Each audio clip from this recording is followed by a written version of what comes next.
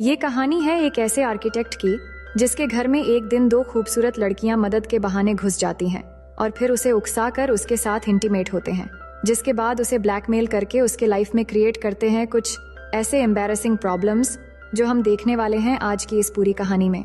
So hello दोस्तों, मेरा नाम है इशिता और ये कहानी शुरू होती है इवन नाम के एक आदमी से जो पेशे से एक आर्किटेक्ट है और वो अपनी वाइफ कैरन और दो बच्चों के साथ हंसी खुशी रहता था। उसकी वाइफ कैरन भी एक आर्ट गैलरी में काम करती थी। इवन और कैरन ने बच्चों के साथ बीच ट्रिप पर जाने का एक प्लान बनाया हुआ था, मगर इवन को कुछ जरूरी काम आने पर वो उनके साथ नहीं जा पाता। इसलिए कैरन दोनों बच्चों को लेकर बीच ट्रिप पर एक हफ्ते के लिए निकल जाती है और इवन अपने डॉग के साथ घर पर ही रह जाता है। अब उसी रात जब इवन अपने घर में काम कर रहा था तो उस समय बाहर बहुत तेज बारिश हो रही थी। तभी उसके घर की डोरबेल बजती है। उसके बाद इवन जब दरवाजा खोलने जाता है तो वहाँ पर दो लड़कियां खड़ी थीं, जिनमें से एक का नाम बेल और दूसरी का नाम जेनेसिस होता है। वो दोनों बारिश में पूरी तरह से भीगी हुई थी, जिसके बाद दोनों इवन से कहती हैं कि हम पार्टी में जाने के लिए एक एड्रेस ढूंढ रहे थे, मगर तेज बारिश के कारण रास्ता भटक गए और भीगने की वजह से हमारे फोन भी खराब हो गए। तो इवन उनकी मदद के लिए उन्हें अपने घर में आने देता है और उन्हें कुछ टॉवल्स और एक आईपैड देता है ताकि वो उस एड्रेस को ढूंढ सके। लेकिन जेनेसिस आईपैड में एड्रेस ढूंढने के बाद कहती है कि वो उस जगह से काफी दूर आ चुके हैं और टैक्सी ड्राइवर उन्हें गलत लोकेशन पर ले आया है। तो इवन उनके लिए एक कैब बुक करता है जो 45 मिनट में यहाँ पर पहुँचने वाली थी। अब दोनों लड़कियां काफी भीग चुकी थीं, इसीलिए वो इवन से अपने कपड़ों को ड्रायर में सुखाने के लिए कहती हैं। उसके बाद बेल और जेनेसिस इवन का वॉशरूम यूज करने के बाद उसके पास आती है, जहाँ पर इवन उनके लिए चाय बना रहा था।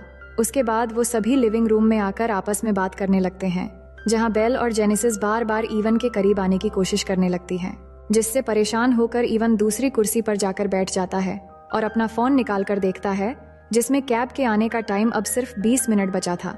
फिर इवन उनसे पूछता है कि तुम लोग क्या काम करते हो, जिस पर वो बताती है कि हम दोनों एयर होस्टेस हैं। इसी दौरान बेल और जेनेसिस लगातार इवन को उकसाने की कोशिश करती हैं, जिससे इवन दोबारा उनसे अलग जाकर दूसरी कुर्सी पर बैठ जाता है।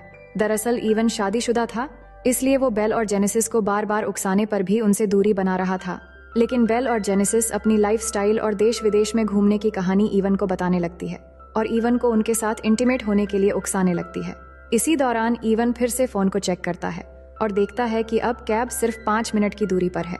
तभी जेनेसिस वॉशरूम यूज करने के बहाने वहाँ से उठकर चली जाती है और बेल फिर से इवन को सिड्यूस करने की कोशिश करती है।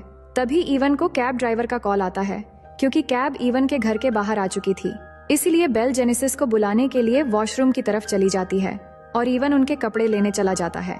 लेकिन बेल और जेनेसिस काफी देर तक वॉशरूम से न आने पर वो उनके कपड़े लेकर बाथरूम की तरफ जाता है और डोर नॉक करता है, मगर वो दोनों बाहर नहीं आ रही थी। तो इवन अपनी आंखों पर हाथ रखता है और अंदर चला जाता है।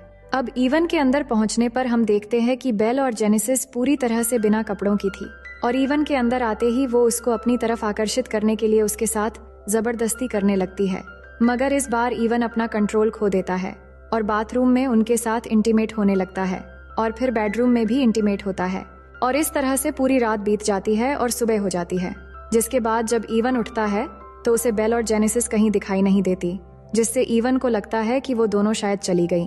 लेकिन तभी उसे किचन से उन दोनों के हंसने की आवाज आती है। तो इवन वहां जाकर देखता है कि उन्होंने उसके किचन का बहुत बुरा हाल कर दिया है। ये सब देखकर इवन उनसे उनके घर छोड़ने की बात कहता है।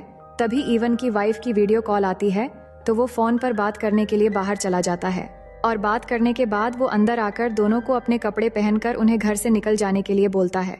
मगर बेल और जेनेसिस उसके घर से जाने के बजाय उसके वाइफ की आर्ट को खराब करने लगती है, जिससे परेशान होकर इवन उन दोनों को पुलिस बुलाकर जेल भिजवाने की धमकी देता है। मगर बेल इवन से कहती है कि हम दोनों अंडर एज हैं और तुम हमारे साथ इंटीमेट हो चुके हो, इसलिए पुलिस तुम्हें रेप केस में अरेस्ट कर लेगी। तभी दरवाजे पर इवन की वाइफ की एक फ्रेंड आई होती है, तो इवन उन दोनों से बाहर न आने की बात कहकर दरवाजा खोलने जाता है।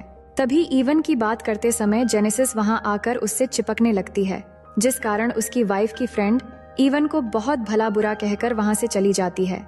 इसके बाद इवन अंदर जाकर दोनों लड़कियों को बहुत डांटता है और इस बार सच में पुलिस को फोन लगा देता है, जिससे बेल और जेनेसिस डर कर उसके घर से जाने के लिए मान जाती है और फिर जैसे तैसे इवन उन्हें अपने गाड़ी में बिठाकर एक घर के बाहर छोड़कर चला आता है और वापस आकर वो पूरे घर की सफाई में लग जाता है, क्योंकि बेल और जेनेसिस ने उसके पूरे घर को गंदा कर दिया था।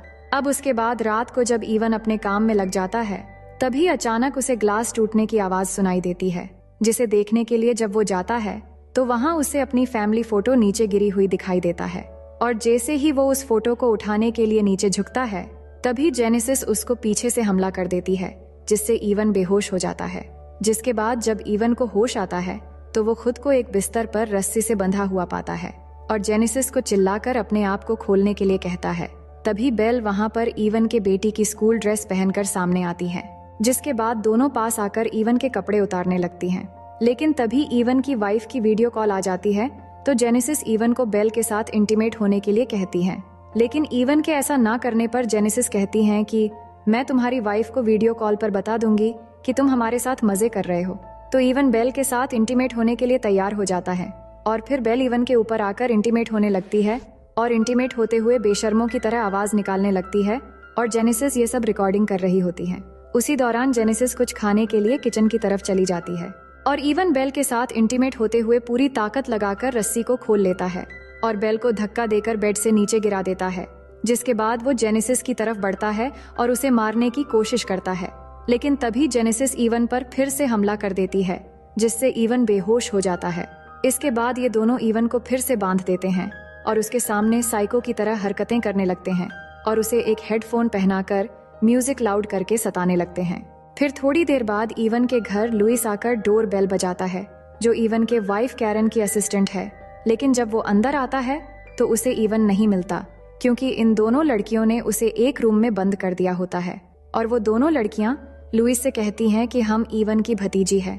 मगर तभी लुइस को एक कमरे से आवाज सुनाई देता है और वो जैसे ही वहां जाने लगता है तो दोनों मिलकर लुइस की पॉकेट से उसका इनहेलर चुरा लेते हैं। उसके बाद लुइस उस रूम में जाता है जहां उसे इवन मिलता है, जो रस्सी से बंधा हुआ था। अब लुइस इवन को ऐसे देखकर घबरा जाता है और उसकी मदद करने के लिए उसे खोल रहा होता है। पर इसी बीच वो दोनों लड़कियां कैरन की आर्ट को तोड़ने लग जाती है, जिससे लुइस उनको रोकने के लिए जाता है। लेकिन इवन लुइस को मना करता है कि ये दोनों बहुत खतरनाक हैं, वहां मत जाओ। लेकिन लुइस फिर भी उन्हें रोकने के लिए वहां चला जाता है और उन दोनों को रोकने की कोशिश करता है, पर वो नहीं मानती और कैरन के आर्ट को तोड़ती रहती है। और इसी बीच लुइस को सांस लेने में तकलीफ होने लगती है, क्योंकि लुइस को अस्थमा होता है। और जैसे ही वो अपनी जेब में हाथ डाल के अपना इनहेलर निकालने की कोशिश करता है तो उसका इनहेलर पॉकेट में नहीं मिलता, क्योंकि उसका इनहेलर उन दोनों ने पहले ही निकाल लिया था। अब वो दोनों लड़कियां लुइस का इनहेलर एक दूसरे को कैच करने लगती हैं और लुइस उन दोनों से इनहेलर लेने की कोशिश कर रहा होता है। और इसी बीच लुइस का पैर फिसलकर उसका सर एक पत्थर से टकरा जाता है, जिससे वहीं पर ही उसकी मौत हो जाती है। और ये देख के दोनों लड़कियां हंसने लग जाती हैं। अब ये सब देखकर इवन को ये समझ आ जाता है कि ये दोनों लड़कियां पूरी तरह से साइको है। जिसके बाद ये दोनों लुइस की लाश को पेपर से ढककर उसके ऊपर पेंट करके एक मूर्ति की तरह बनाकर उसके लाश को ठिकाने लगा देते हैं। और इवन के फोन से लुइस के फोन पर ऐसा मैसेज करते हैं ताकि बाद में लोगों को लगे कि लुइस और कैरन की अफेयर चल रहा था, और इसका बदला लेने के लिए इवन ने ही लुइस को मार डाला। अब इसी दौरान इवन अपने पैरों से अपनी वाइफ को आईपैड से मैसेज करने की कोशिश करता है, लेकिन इसमें भी वो पकड़ा जाता है और वो दोनों उसका आईपैड बाहर फेंककर तोड़ देती है। जिसके बाद वो दोनों पूरे घर की सारी चीजें तोड़कर तहस नहस कर देती हैं और फिर उसके घर के गार्डन में एक गड्ढा खोदती है। और जब इवन हेल्प के लिए चिल्लाता है तो ये दोनों लड़कियां उसे गन